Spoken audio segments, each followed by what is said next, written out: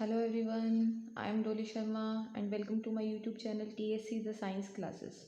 Today I will going to discuss about chapter number 3 Synthetic Fiber and Plastics of class 8 Science. इससे पहले वाली videos में हमने इस चैप्टर में फाइबर क्या होते हैं, टाइप्स ऑफ फाइबर्स क्या होते हैं जो कि नेचुरल और सिंथेटिक फाइबर होते हैं, इनके बारे में डिस्कस किया था और साथ ही साथ सिंथेटिक फाइबर की types nylon, rayon, acrylic and polyester के बारे में डिस्कस किया था। और साथ ही साथ हमने पढ़ा था कि प्लास्टिक्स क्या होते हैं, टाइप्स ऑफ प्लास्टिक क्या होते हैं और कैरेक्टरिस्टिक्स ऑफ प्लास्टिक क्या होती हैं। आज हम पढ़ेंगे इस वीडियो में जो प्लास्टिक्स और एंड एनवायरनमेंट, ये हमारा टॉपिक है। यानी हम इस टॉपिक के अंदर पढ़ेंगे कि जो प्लास्टिक होता है वो कैसा मटेरियल होता है और उसका हमारे इन्वायरमेंट में क्या क्या इफेक्ट होता है। तो स्टार्ट करते हैं। आपने हमेशा देखा होगा कि जब भी आप मार्केट में जाते हैं तो मार्केट में आप देखते हैं कि भी आप कोई भी चीज़ अगर ख़रीदते हैं तो वो हमें प्लास्टिक के, या तो वो प्लास्टिक की रैपिंग होती है उसके ऊपर, या फिर क्या होता है, या फिर हम उनको अपने पॉलीथीन बैग्स में लेकर आते हैं। यही होता है ना। तो इससे क्या होगा कि हमारे पास हमारे घरों में जो प्लास्टिक वेस्ट होता है वो एक्यूमुलेट होता जा रहा है, मतलब इकट्ठा होता जा रहा है। ठीक है, एक तरह से ये गार्बेज ही है जो इकट्ठा होता जा रहा है। ठीक है, तो जो ये डिस्पोजल ऑफ प्लास्टिक होता है ये एक मेजर प्रॉब्लम है, ये हम सबको समझना ज़रूरी है। अब ये मेजर प्रॉब्लम क्यों है, अब इसके बारे में पहले हम डिस्कस करेंगे। हमारे पास बेसिकली दो तरह के वेस्टेज होते हैं। वो कौन कौन से होते हैं? एक तो बायोडिग्रेडेबल वेस्ट होता है और एक क्या होता है, नॉन बायोडिग्रेडेबल वेस्ट होता है। अब ये क्या होते हैं बायोडिग्रेडेबल वेस्ट और नॉन बायोडिग्रेडेबल वेस्ट? क्या होते हैं बायोडिग्रेडेबल वेस्ट? ये वो मटेरियल्स होते हैं जो ईजिली डिकम्पोज्ड हो जाते हैं through natural processes such as action by bacteria, यानी बैक्टीरिया का यूज़ करके नेचुरल प्रोसेसेस के थ्रू जो है ये मटेरियल्स जो होते हैं बायोडिग्रेडेबल, ये ईजिली डिकम्पोज्ड हो जाते हैं, इनको बोलते हैं बायोडिग्रेडेबल। लेकिन कुछ नॉन बायोडिग्रेडेबल यानी कुछ ऐसे मटेरियल भी होते हैं जो ईजिली डिकम्पोज्ड नहीं होते बाय नेचुरल प्रोसेसेस, जिनको काफ़ी ज़्यादा साल लग जाते हैं, बहुत ज़्यादा साल लग जाते हैं डिकम्पोज होने में। तो ऐसे जो मटेरियल्स होते हैं उनको हम क्या कहते हैं, नॉन बायोडिग्रेडेबल। अब हम कुछ एग्जांपल पढ़ते हैं जो डिग्रेडेबल है और जो नॉन बायोडिग्रेडेबल है। तो ध्यान से देखिए, जैसे कि peels of vegetables and fruits, जो छिलके होते हैं वेजिटेबल और फ्रूट्स के, लेफ्ट ओवर फूड स्टफ होता है, कुछ खाने का सामान होता है, ये ईजिली 1-2 वीक में हो जाते हैं। इनका मतलब बायोडिग्रेडेबल सब्सटेंसेस होते हैं, ईजिली डिकम्पोज हो जाते हैं। पेपर हो गया, ये भी इजीली डिकम्पोज हो जाते हैं, बायोडिग्रेडेबल है। ये 10 से 30 दिनों में ही इनको डीजनरेट टाइम जो है इनको इतना टाइम लगता है। कॉटन का क्लॉथ हो गया, वुड का क्लॉथ हो गया, वूलन के क्लॉथ हो गए, ये सारे बायोडिग्रेडेबल है। लेकिन जो टिन होता है, एल्यूमिनियम होता है या अदर मेटल के कैंस होते हैं, इनको कम से कम 100 से 500 साल लग जाता है डिकम्पोज होने में, ये नॉन बायोडिग्रेडेबल है। अब बात आती है प्लास्टिक बैग, जो कि बहुत ज़्यादा एक मतलब हमारे इन्वायरमेंट में बहुत ज़्यादा बुरा इफ़ेक्ट डाल रहा है, हमारे इन्वायरमेंट को पॉल्यूट कर रहा है, वो है प्लास्टिक बैग। इसको बहुत साल लग जाते हैं डिकम्पोज होने में, ये एक नॉन बायोडिग्रेडेबल वेस्ट है। तो हमें इस तरह की हैबिट्स को अपनाना चाहिए जिससे हमारे इन्वायरमेंट को क्या है, इफ़ेक्ट ना हो, हमारा इन्वायरमेंट पोल्यूट ना हो। तो ऐसे करके कि हम ऐसा क्या कर सकते हैं कि जिससे हमारा जो इन्वायरमेंट है वो पोल्यूट ना हो। तो हम क्या कर सकते हैं, हम प्लास्टिक जो बैग्स होते हैं उनका कम से कम यूज़ करें। हम सिर्फ यही कर सकते हैं, जो प्लास्टिक बैग्स होते हैं उनका कम से कम यूज़ करें। क्यों क्यों हम उनका कम से कम यूज़ करें? क्योंकि जो प्लास्टिक्स होते हैं वो इन्वायरमेंट फ्रेंडली नहीं होते हैं, इनकी वजह से इन्वायरमेंट पोल्यूशन होता है। कैसे होता है इन्वायरमेंट पोल्यूशन? अब ये बायोडिग्रेडेबल वेस्ट है, इजीली तो डिकम्पोज होते नहीं है। तो जब हम इसको जलाते हैं तो जब बर्निंग प्रोसेस होती है सिंथेटिक फाइबर की, वो स्लो होती है, ये कम्प्लीटली बर्न नहीं होते। तो जब इसको बर्न अगर करते हैं तो इसके अंदर से बहुत ज़्यादा, एक तो ये कम्प्लीटली बर्न नहीं होते, जलते नहीं है कम्प्लीटली, और इसमें से बहुत ज़्यादा पॉइजनस फ्यूम्स निकलनी है, जो न्यू फ्यूम्स निकलती है, धुआं निकलता है, जो उसके अंदर बहुत ज़्यादा जहरीली गैसें होती हैं। ठीक है, वो हमारे एटमॉस्फेयर में एंटर करती है, जिसकी वजह से क्या हो जाता है, एयर पोल्यूशन हो जाता है। तो बात आती है कि अब ये जो प्लास्टिक बैग्स है ना, तो इसको डिकम्पोज कर सकते हैं, इसको जलाते हैं तो उससे एयर पोल्यूशन हो जाता है क्योंकि जहरीली गैसें निकलती हैं वहाँ से। तो इस प्रॉब्लम को कैसे सोल्व किया जाए? तो इस प्रॉब्लम का एक ही सोल्यूशन है, ठीक है, कि हम प्लास्टिक बैग्स का यूज़ बहुत कम से कम करें, जितना अवॉइड हो सके उतना ही अवॉइड कीजिए यूज़ ऑफ प्लास्टिक को।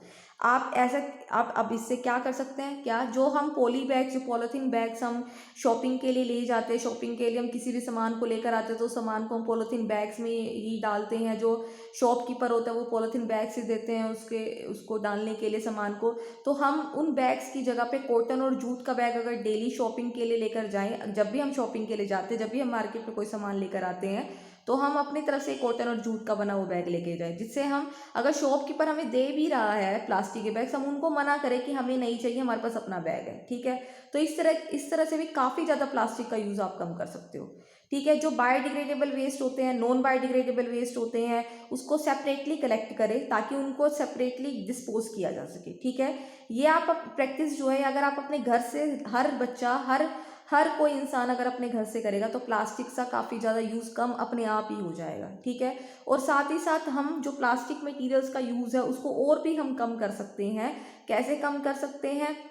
हमारे पास, आपने सुना होगा कि 4 Rs होते हैं, हमारे पास 4 R प्रिंसिपल होता है, reduce, reuse, recycle and recover. अब इसका मतलब समझिए क्या होता है। सबसे पहले रिड्यूस का तो नाम से पता लग रहा है कि जो रिड्यूस होता है इसका मतलब है कि आप जो है, रिड्यूस का मतलब ये है कि आप उस प्लास्टिक्स का काफ़ी ज़्यादा कम यूज़ कीजिए, ठीक है। जितना हो सके उतना कम यूज़ करें प्लास्टिक बैग्स का। साथ ही साथ क्या है, रिसाइकल, रीयूज़ करें, बार बार उसका रीयूज़ करते जाइए, ठीक है। बार बार अगर जो, जैसे कि प्लास्टिक के कंटेनर्स है, मान लो कोई, हम मार्केट से कोई चीज़ लेकर आए हैं, वो प्लास्टिक की किसी कंटेनर में आई है, जब वो ख़त्म हो गया तो उस प्लास्टिक को फेंको मत ऐसे ही, ठीक है। उस प्लास्टिक कंटेनर का कहीं और यूज़ करो, कोई और चीज़ स्टोर करो उसके अंदर, तो उससे इसका रीयूज़ होता जाएगा, ठीक है ना।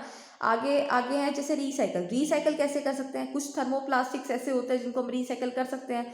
थर्मोप्लास्टिक को तो सिंपली हीट करके उसको दूसरी शेप भी दी जा सकती है। अलग अलग तरह के कलरिंग एजेंट उसके अंदर ऐड करो जिससे और कोई शेप देके कुछ और मटेरियल बना दिया जाता है, ठीक है। स्पेशली इसका यूज़ हम स्टोरेज ऑफ फूड वहाँ पे भी यूज़ कर सकते हैं, ठीक है। तो इस तरह से हम प्लास्टिक के मटेरियल का रिसाइकल कर सकते हैं।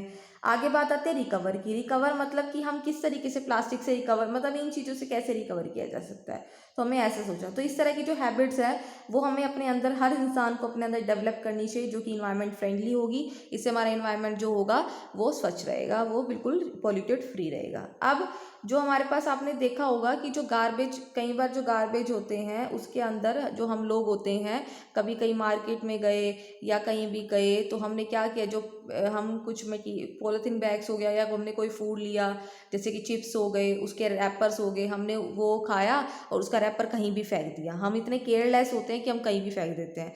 तो ऐसे गार्बेज जगह जगह इकट्ठा हुआ है, वहाँ पे प्लास्टिक की चीज़ें बहुत मिलती हैं, ठीक है, सिर्फ और सिर्फ लोगों की केयरलेसनेस की वजह से। तो एनिमल्स के लिए बहुत ज़्यादा खतरा है, क्योंकि एनिमल्स वहाँ आते हैं, वहाँ पे वो सोचते हैं कि कुछ खाने की चीज़ है, वो उनको चबा लेते हैं, तो वो प्लास्टिक जो होता है वो चबा लेते हैं, जिनकी वजह से उनको रेस्पिरेटरी डिसीजेज बहुत ज़्यादा हो जाती हैं। और साथ ही साथ उनके पेट में जब ये जाता है तो उनके पेट में एक लाइनिंग बन जाती है, ठीक है। और वो जो लाइनिंग बन रही है उसकी वजह से उनकी क्या हो जाती है, डेथ भी हो जाती है, ठीक है।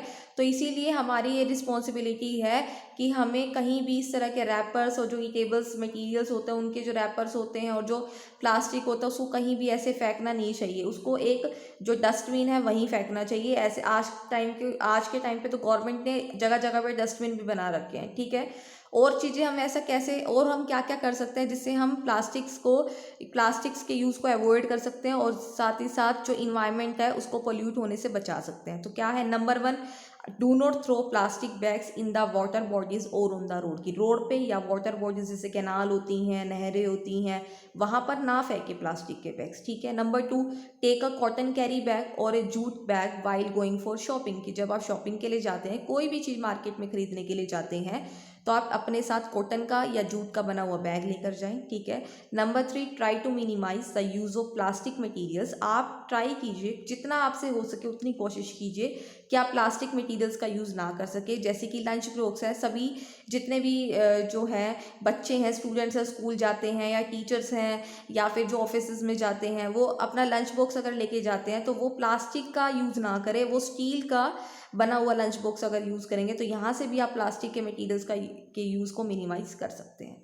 तो आज हम इस वीडियो में इतना ही पढ़ेंगे। आई होप कि आपको मेरी वीडियो पसंद आई हो और आपको सब कुछ इसमें हर एक टॉपिक, हर एक लाइन क्लियर हो गई हो। अगर आपको फिर भी कुछ बात समझ नहीं आई, कुछ टॉपिक समझ नहीं आया, तो आप कमेंट बॉक्स पे कमेंट करके आप मुझसे पूछ सकते हैं, ठीक। ठीक है। तो please subscribe my channel and also press the bell icon, ताकि आपको इस चैनल में जो भी वीडियोज़ अपलोड हो उसकी नोटिफिकेशन टाइम टू टाइम मिलती रहे। And also please press the like button also. Thank you.